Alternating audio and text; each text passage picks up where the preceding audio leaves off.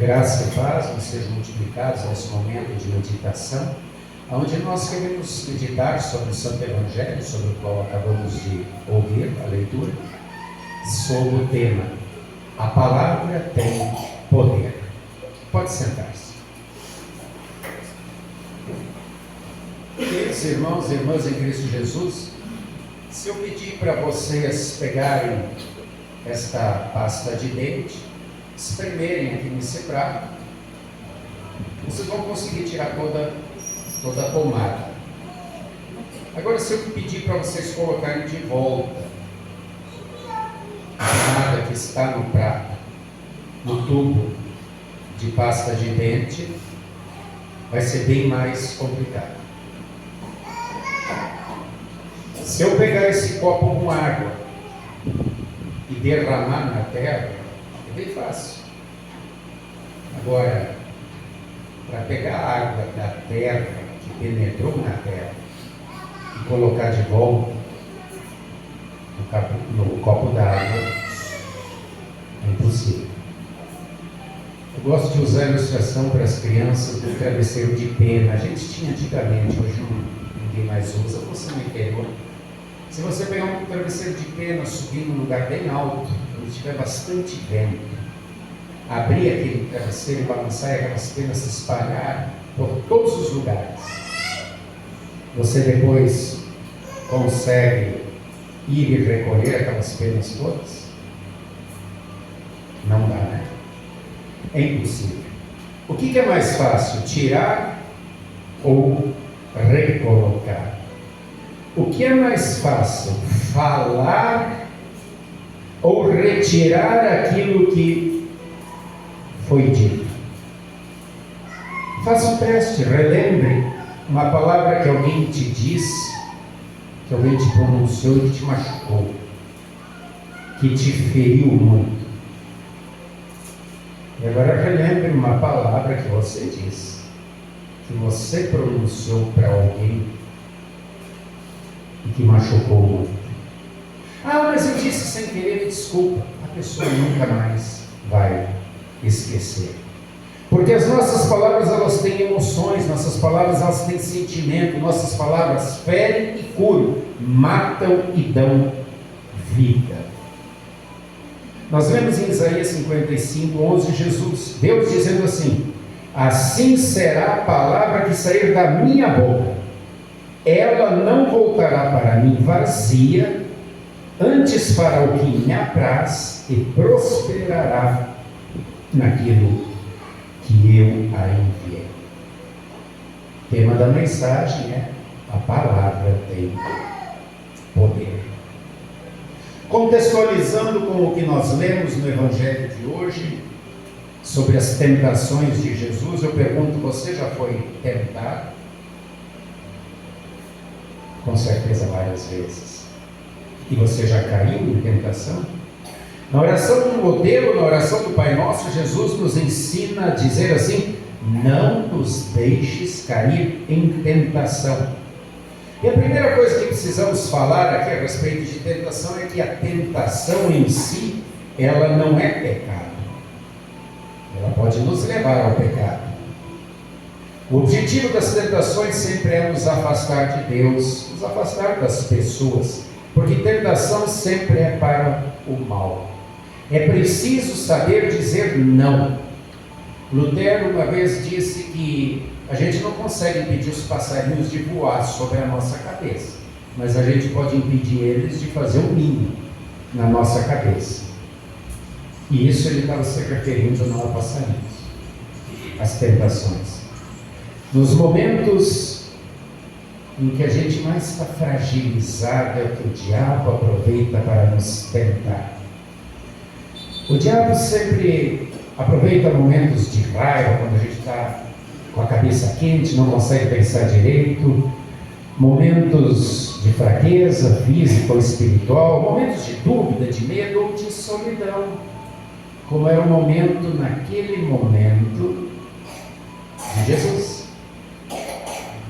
Quantas coisas você já disse que não deveria falar? O diabo nos tenta falar o que nós não deveremos falar e depois não conseguimos nos arrepender. A palavra tem poder. Jesus foi tentado assim como você e como eu somos tentados, e Jesus nos ensinou como vencer as tentações. Ele nos deu a receita, Ele nos deu a fórmula de como vencer as tentações com a palavra, porque a palavra tem poder. Sim, Jesus foi tentado. A Bíblia ela fala de duas tentações bem interessantes. Uma aconteceu no jardim e outra aconteceu no deserto. No jardim foi com Adão e Eva.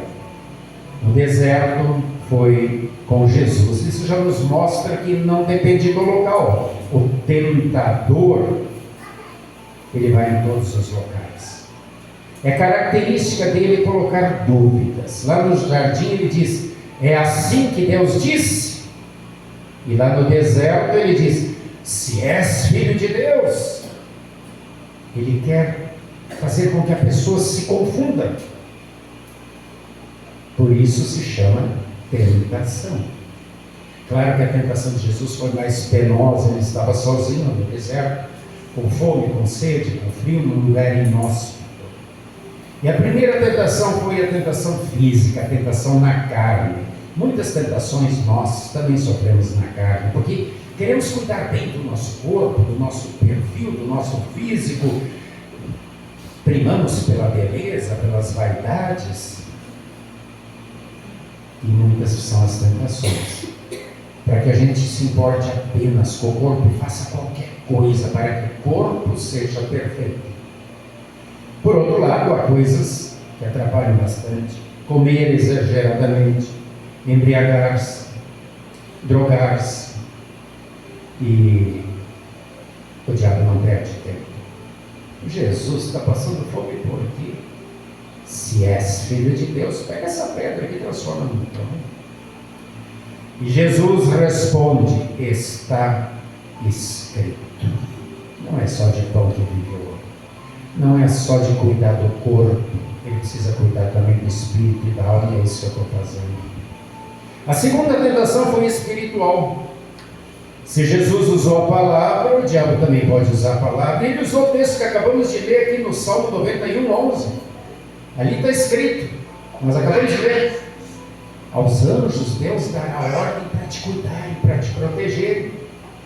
Só que não está escrito para você tentar Deus. Ou seja, o diabo usa de forma distorcida, ele tenta manipular Deus, como muitas vezes a gente faz, com voto, com propósito, com promessa. Olha, Deus, se você me der isso, eu faço aquilo. Deus, eu quero muito isso. Eu quero ganhar na Mega Sena. Se tu me der o dinheiro da Mega Sena, eu construo uma igreja. A gente gosta de manipular Deus. Foi essa a tentação. E a resposta de Jesus está escrito: não tentarás. Não tente manipular Deus. E na terceira tentação, o diabo tira a máscara. Ele mostra quem ele é: mentiroso, sedutor, o pai da mentira. E ele mostra o objetivo das tentações. Ele quer trocar de lugar com Deus. Ele quer adoração. E muitas vezes ele consegue. Quantas e quantas vezes a gente não está aqui no culto, na hora do culto, na hora do estudo bíblico, e a gente está em lugares onde Deus não está. Jesus responde: está escrito, só teu Deus adorarás e só Ele darás culto. Então Satanás vai embora até um momento oportuno. Ele não desiste, também não desiste de nós. E agora nós vamos fazer uma pequena aplicação, dando uma olhadinha nos 10 mandamentos. E vamos ver como é difícil a gente resistir às tentações. Eu sou o Senhor teu Deus, não terás outros deuses diante de mim. Quantas vezes Deus não é a nossa prioridade? Jesus disse: onde está o teu coração, ali é o teu tesouro. Qual é o nosso tesouro? Onde está o nosso coração? O que é a coisa mais importante? Quantas vezes é o dinheiro, é o trabalho, são os amigos, é a festa, é o lazer? E o primeiro mandamento não é cumprido. Não tomarás em vão o nome do Senhor teu Deus, porque Ele não terá por inocente quem tomar o seu nome em vão. Quantas vezes somos tentados a usar o nome de Deus de forma errada? Ah, Deus quis isso. Ah, Deus que permitiu que isso acontecesse. Foi da vontade de Deus. Deus falou comigo, eu tinha uma visão, eu tinha uma revelação. Santificarás o dia do descanso. Quantas vezes nós somos tentados a ficar em casa dormindo, a cama parece que nos prende na hora do culto, está muito frio, está muito calor, tem dor de cabeça, dor de barriga, dor de cotovelo, tem um filme para ver, tem festa, tem praia, tem tanta coisa para se colocar no lugar de Deus. E Deus pede para a gente priorizar o culto, a devoção, a oração. E eu gostaria de, nesse momento, fazer um desafio a vocês. Nós estamos no período de Quaresma. Todos nós sabemos que é um período muito especial. Tem gente que nesse período diz: eu não vou fumar, eu não vou beber, eu não vou beber refrigerante, eu não vou beber café, eu não vou beber chocolate, aquilo que eu gosto muito eu não vou fazer. É um compromisso de Quaresma. Foi para isso que a Quaresma foi criada, um tempo de clausura, para a gente meditar mais, para a gente olhar o que nossos pecados fizeram, jogando Jesus na cruz, para a gente ter um compromisso maior. E eu gostaria que vocês fizessem um compromisso com Deus da seguinte maneira: nesse período de Quaresma, eu vou dedicar todos os dias 1 hora para Deus. Ele me dá 24 horas. Pô, pastor, mas eu sou tão atarefado, eu faço isso, faço... Quaresma, você não acha que vale a pena 1 horinha para Deus? Das 24 horas. Vai de madrugada, vai de manhã, vai de tarde, você escolhe. Guarda 1 hora para orar, fazer seu devocional e ler a Bíblia. O tema da mensagem é: a palavra tem poder. A receita que Jesus deu para contra-atacar o diabo foi: está escrito. Então assuma o compromisso de, nessa Quaresma, durante 1 hora por dia, ler a Bíblia. Começa lá em Marcos, que é o evangelho menorzinho que tem, você vai ler rápido. Aí depois vai Atos, Romanos, e você vai ver que no período de Quaresma, de repente, você leu todo o Novo Testamento. E você vai ver como foi bom. Como você se alimentou.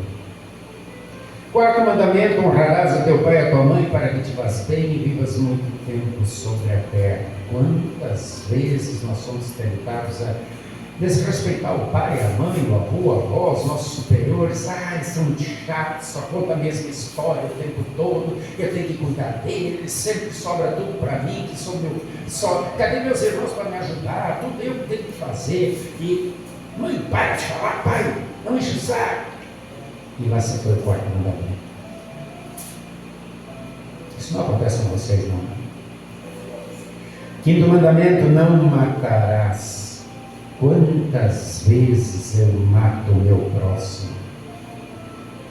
Com raiva, com rancor, com ódio, com a vontade de dar o troco, o sentimento de vingança, ou falando uma linguagem mais moderna, cancelar, bloquear, né? Ele não é do meu time de futebol, não é do meu partido político, ele não gosta da música que eu gosto, não gosta da jogo, está bloqueado, cancelado, e eu começo a ficar com raiva. E lá se foi o quinto mandamento. Sexto mandamento: não cometerás adultério. Quantas vezes eu sou tentado a ter uma aventura amorosa fora do casamento? E hoje em dia isso entra na minha casa, através do computador, através do celular, através das músicas indecentes, cheias de apelo sexual, principalmente infantes. Interessante que quando a gente olha no Instagram, no Face, a gente vê cristãos cantando funk com letras horríveis e rebolando e tudo mais, roupas indecentes. E lá se foi o sexto mandamento: não furtarás. Sétimo mandamento: quantas vezes eu sou tentado a adquirir alguma coisa de forma ilegítima, levando vantagem, enganando o outro para me dar bem, ter lucro. E lá se foi o sétimo mandamento. Oitavo mandamento: não darás falso testemunho contra o teu próximo. Quantas vezes nós somos inclinados a mentir, fazer fofoca, falar mal, fake news. Eu também ouvi falar. Olha, Isso aconteceu e a língua vai. Isso foi o 8º mandamento. E o 9º e o 10º dizem: não cobiçarás, a herança. E não cobiçarás nada que não seja teu. E quantas vezes nós somos tentados pela cobiça ter o que o outro tem? Se ele pode, por que eu não posso? E a pessoa nunca está satisfeita com aquilo que ela tem. E por outro lado, a gente ouve Satanás sussurrando no ouvido da gente: se és filho de Deus, ué, por que tu não tem? Por que todos os outros têm? Por que o mal acontece contigo? Por que tu fica doente? Por que tu está desempregado? Por que tu foi traído? Por que as coisas erradas acontecem se tu és filho de Deus? E ele começa a semear dúvida e intriga. Notaram como a gente é bombardeado por tentações o tempo todo? Use a palavra para vencer as tentações. Nossas palavras têm poder. Ainda mais quando falamos a palavra de Deus e dizemos: está escrito, ou Deus não se agrada disso, eu não vou cair na tua armadilha. Lutero usou palavras contra o diabo. Se vocês olharem o filme do Lutero, vocês vão ver ele brigando com o diabo na oração, dizendo: sai daqui, eu estou sentindo teu barro, não me tente, sai daqui, está expulso, tu não tem poder sobre mim. João Staupitz, que era o mentor de Lutero, ele disse: quando tentado, diga assim na oração: Senhor, eu sou teu, salva-me, oriente-me e me socorra sempre. Tua palavra tem poder, tanto para vencer o mal com a ajuda do Espírito Santo, como para se aproximar de Deus. Portanto, leia a Bíblia. Ela é lâmpada para os teus pés, ela é luz que ilumina o caminho por onde você deve andar, e eu também.